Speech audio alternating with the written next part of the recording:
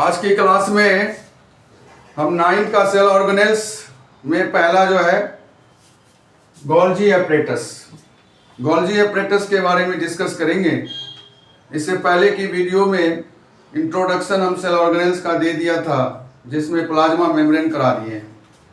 तो समय को खराब ना करते हुए हम गोल्जी एपरेटस की ओर चलते हैं। ये जो गोल्जी एपरेटस दिख रहा है आपको, ये जो है न्यूक्लियस के पास पाया जाता है। ये गोल्जी एपरेटस न्यूक्लियस के पास पाया जाता है, ठीक है। और यह जो होता है ये सेट होता है। किस चीज का सेट है? ये membrane bound fluid field vesicle, membrane bound fluid field vesicles, vacuoles, flattened. इसमें सिस्टर्नी तैर रहा होता है। सिस्टर्नी का मतलब क्लोज्ड सैक होता है, क्लोज सैक जो तैर रहा होता है। इन सब का एक सेट है गोल्जी एपरेटस, जो न्यूक्लियस के पास देखते होंगे आप, जमा रहता है एक जगह, ग्रुप में जमा रहता है न्यूक्लियस के पास। यह जो है अब्सेंट होता है, it is absent in bacteria में अब्सेंट होता है Golgi apparatus. Blue green algae में अब्सेंट होता है, मैच्योर स्पर्म में अब्सेंट, और आरबीसी यानी रेड ब्लड सेल्स में अब्सेंट होता है। RBC of mammals and other animals में यह अब्सेंट होता है। Golgi apparatus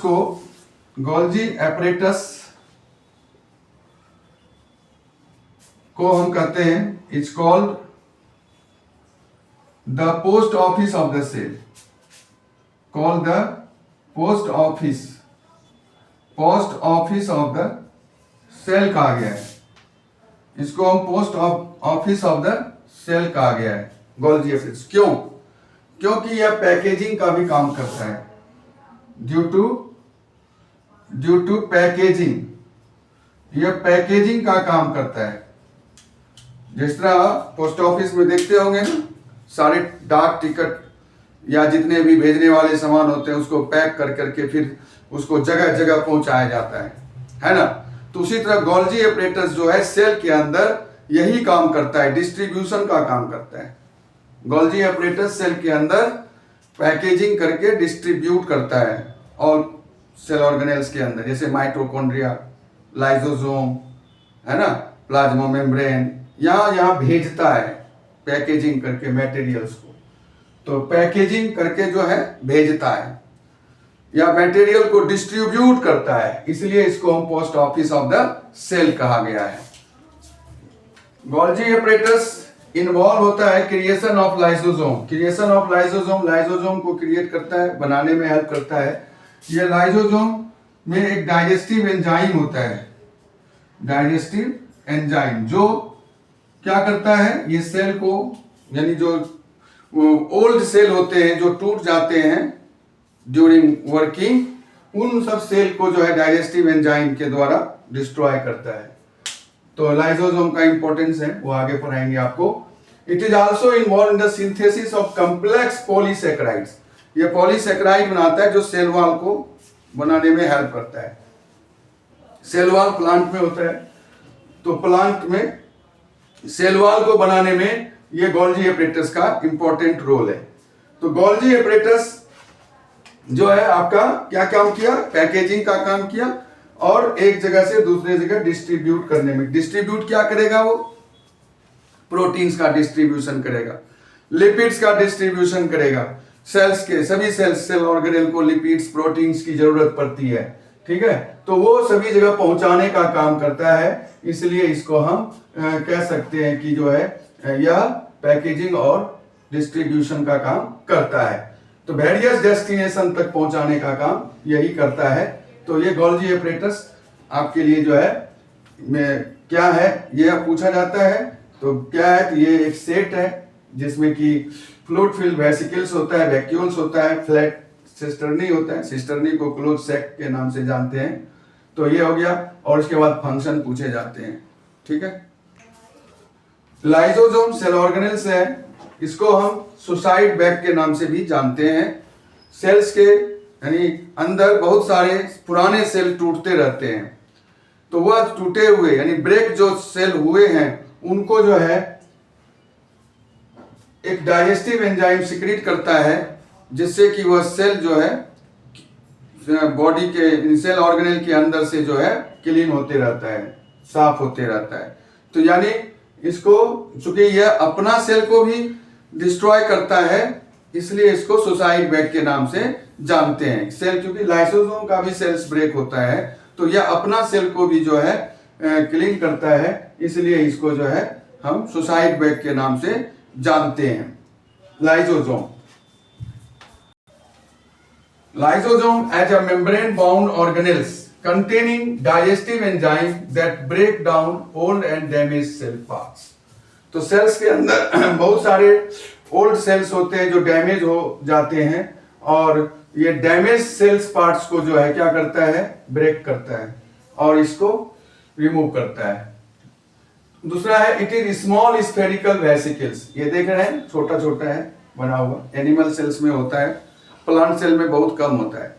lysosome animal cell में होता है ज्यादा, प्लांट सेल में लेस अमाउंट में होता है। It is small spherical vesicle surrounded by a membrane. यह जो है ये प्रिवेंट करता है फॉरेजिन मटेरियल, जैसे कि जो डिजीज पैदा करने वाले पैथोजेंस हैं जैसे बैक्टीरिया है, वायरस है, उसको भी जो है किल करता है। शरीर के अंदर जो है आने के बाद वह किल करता है, तो इस तरह से जो है प्रिवेंट करता है। Lysosome are called suicide bags because lysosome को सुसाइड बैग के नाम से जानते हैं। लाइसोसोम को सुसाइड बैग कहते हैं क्योंकि यह ब्रेक डाउन करता है cell structure when cell get damage. जब सेल डैमेज हो जाता है तो उसे क्या करता है, वो ब्रेक डाउन करता है और लाइसोसोम एक डाइजेस्टिव एंजाइम रिलीज करता है जो उस सेल पर पड़ता है और उस सेल को डाइजेस्ट कर जाता है। तो चूंकि अपना सेल भी उसका ब्रेक होता है, तो जब अपना सेल ब्रेक होता है तो उन्हें अपना सेल को भी डिस्ट्रॉय करना होता है, इसलिए उन्हें सुसाइड बैग का नाम दे दिया गया है।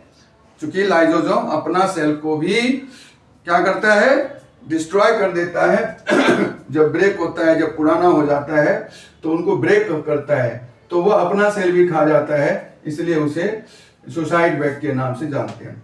यह digestion of feed within the cell, digestion of food within the cell, cell के अंदर डाइजेशन का भी काम करता है, इसलिए इसको इंट्रासेल्युलर डाइजेशन के नाम से जानते हैं। इंट्रासेल्युलर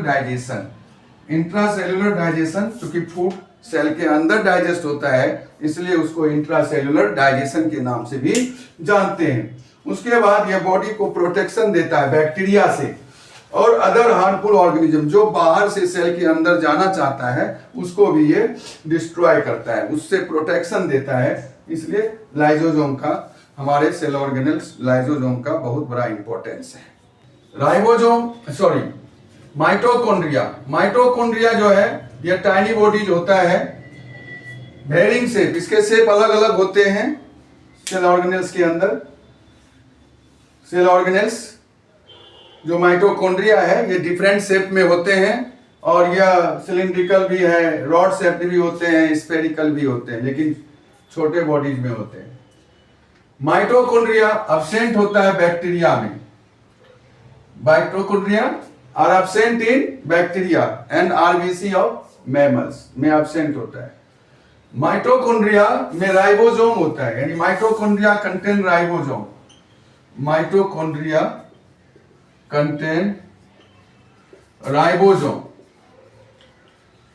राइबोसोम्स और डीएनए एंड डीएनए भी होता है, डीएनए पार्टिकल्स भी होते हैं। जेनेटिक मटेरियल होता है डीएनए, यानी कह सकते हैं जेनेटिक इनहेरिट होता है। क्योंकि ये राइबोसोम होता है तो यहाँ प्रोटीन का भी कुछ सिंथेसिस होता होगा माइटोकॉन्ड्रिया के अंदर। माइटोकॉन्ड्रिया को हम power house of the cell कहते हैं क्योंकि यहाँ एटीपी का फॉर्मेशन होता है, एटीपी जनरेट होता है, इसलिए इसे हम power house of the cell भी कहते हैं। माइटोकॉन्ड्रिया को power house of the cell कहते हैं। क्यों कहते हैं? क्योंकि यहाँ ग्लूकोज का ऑक्सीडाइजेशन होता है। क्यों कहते हैं इसको? क्योंकि यहाँ ग्लूकोज का क्या होता है, ऑक्सीडेशन होता है, ऑक्सीडेशन ऑफ ग्लूकोज। ग्लूकोज का जब ऑक्सीडेशन होता है तो एनर्जी रिलीज होता है, क्या होता है? Energy release in the form of ATP. Energy release होता है एटीपी के रूप में, क्योंकि ग्लूकोज का ऑक्सीडेशन होता है। उसके बाद यह producing energy in the form of ATP, आपने देख ही लिया। इट रेगुलेट्स मेटाबॉलिज्म, ये मेटाबॉलिज्म जितने भी जो है सेल यानी माइटोकॉन्ड्रिया जो है, ये मेटाबॉलिज्म को कंट्रोल करता है, सेल ग्रोथ को कंट्रोल करता है, इवन जो सेल डेथ होने वाला होता है उसको भी मैनेज करता है। ये सबसे बड़ा रोल है, क्रूशियल रोल। माइटोकॉन्ड्रिया मैनेज करता है, जो सेल डेथ होने वाला होता है उसको भी एजिंग करता है, यानी एजिंग का काम करता है। यानी माइटोकॉन्ड्रिया जो है, जो सेल डेथ होने वाला होता है उसको भी मैनेज करता है। तो इस तरह से जो है माइटोकॉन्ड्रिया जो है बॉडी के अंदर बहुत सारे संख्या में होता है। Mitochondria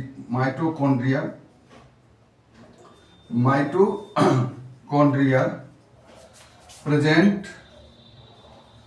in large number in the cell, यानी सेल के अंदर ये ज्यादा संख्या में माइटोकॉन्ड्रिया पाया जाता है। तो इस तरह से जो है आपकी क्लास में सेल ऑर्गेनेल्स में माइटोकॉन्ड्रिया, लाइसोसोम और गोल्जी apparatus आपने पढ़ा। आप सब्सक्राइब कर दिया कीजिए, अधिक से अधिक शेयर कीजिए, जिससे कि आपके पास वीडियो आसानी से मिल सके।